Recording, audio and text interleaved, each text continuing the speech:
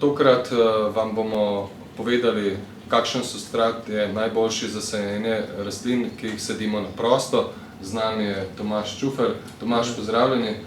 Povejte nam, kakšna je lastnost dobrega substrata za rastline, ki jih sadimo na prosto? Pri zunanjih substratih smo mi poskrbeli, da naredimo mešanico, ki je trajnejša, ki ima res materiale, minerale, ki delajo več desetletij, ker če gledamo substrat, ki je sestavljen samo iz črne, bele šote ali komposta, nam čez 2, 3, 4 leta dejansko saturira na volumen 30%. Se pravi, če vzamemo klasične substrate za sajenje, bomo v koritih imeli samo še pol korita. Okrog dreves bomo imeli manjšo vdolbino, seveda, če uporabimo dosti substrata. No in takle substrat, to je Royal Garden, delamo ga že 20 let v povsem enaki recepturi in z enako embalažo, je recimo 12 komponent. To je naša najbolj kompleksna zemlja, vsebuje od črne, bele šote, komposta, lesnih vlaken, zeolita, lave, plovca. Če pogledam, kaj je tole?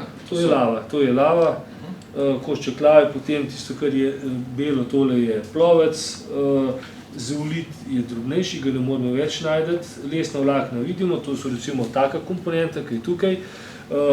Tako da skupaj z hranili, z minerali in z organskimi komponentami je to 12 komponent. Zakaj?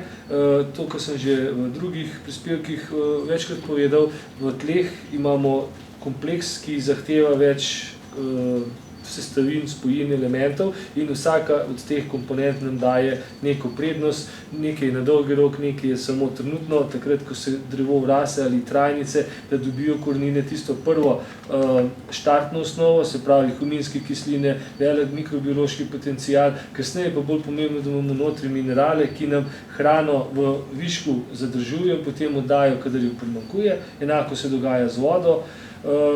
Določene stvari nam znižujejo pH, da nam delajo boljše biološke procese in tudi topnost hranil je pri nižjem pH-ju boljša, veliko več hranil je dostopnih in da nam ta substrat preveč ne sovpade. Še vedno ta Royal Garden je kot vstopni substrat pri teh mineralnih substratih, ampak med vsemi na trgu, med komercialnimi je to še zmeraj z največjim deležem mineralnih snovi. Pomeni, da nam bo v koritu ali v posodah in kjerkoli sadimo, ta volumen zemlje še najmanj sovpadal, za razliko od druge zemlje, ki bomo potem videli, MIG-60 je pa to še zmeraj kar nekaj 30% posedek.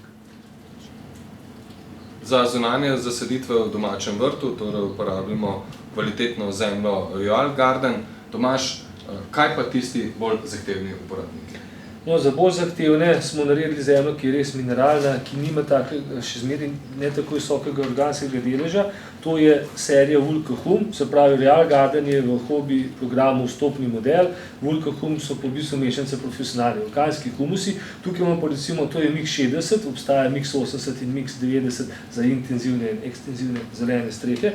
Tukaj vidimo, da je to res sam pesek, da so to minerali, jih je 60%, ostale vrtna zemlja, kompost in šota, tako da imamo še zmeraj organski del noter. To je zemlja, ki lahko zvaljamo, zibriramo, sadimo v mestih, čez njih lahko damo tlakovce, vozijo avtomobili, na dolgi rok zadržuje vodo in hranila in drži strukturo 100 let ali več. V bistvu to je zemlja, ki jo absolutno moramo uporabljati pri javnih nasadih ali pa tudi doma, če posadimo drevo, za katerega imamo namen, da bo dalj časa pri hiši. In to v bistvu ni za vsakega, ker veliko ljudi reče, ta pesek pa jaz sigurno ne bom uporabljal, ampak dejansko to je prava organska mešanica. Kje torej najdemo Royal Garden in pa njegovo izboljšano verzijo? No, izboljšano verzijo v glavnem pri profesionalnih vrtnarjih ali na vrtnarijah PVD, lahko tudi ob naročilu. Royal Garden se najde tudi v zadrugah in specializiranih trgovinah, sigurno pa ne v supermarketih in splošnih trgovinah. To so res namenski substrati za poznavalce, ne pa za masovno množico. Cena je nekaj višja kot pri drugih, ampak lahko pogledam tudi, koliko zemlje je noter, ko mi razrahljamo vrečo in da je to trajna zemlja in da so tudi komponente večkratno dražje kot pa komponente poceni zemlje. Tomaž, nam pokažete, kako preverjamo, da zemlja res vsebuje toliko litrov, kolikor je deklarirano tudi na embalaži? No, normalno imamo deklaracijo volumna po EN standardu 12850, kjer pa pomeni, da je volumen, ki je bil ob polnjenju. Zdaj pa nekatere zemlje se ob prešanju, da se lahko zlaga palete, se dokaj stisnejo, mora biti pa vedno zemlja, ko razrahljamo vrečo, dokaj polna. Ko vidimo, je ob zlaganju debelina vrečke nekje 10 cm in zdaj, če mi to takole stisnemo skupaj, vidite, ne more iti vrečka kar dokaj narazen, pa tukaj je zdaj, pogledajte, koliko se vreča more razrahljati, zdaj, če bi jo še dal vodorano, ampak ker sem jo prej odprl, je to težji, ampak ko je vreča še zaprta, jo damo na bok, jo dobro poteptamo, vidite, da je zdaj vreča široka 35 cm in da je dokaj polna, ne. In toliko volumna dejansko mora biti v samih vrečah. Če nam je vreča samo do polovice polna, potem vemo, da se ta volumen ni odprl, tako kot je bilo na začetku polnitve ob pakiranju.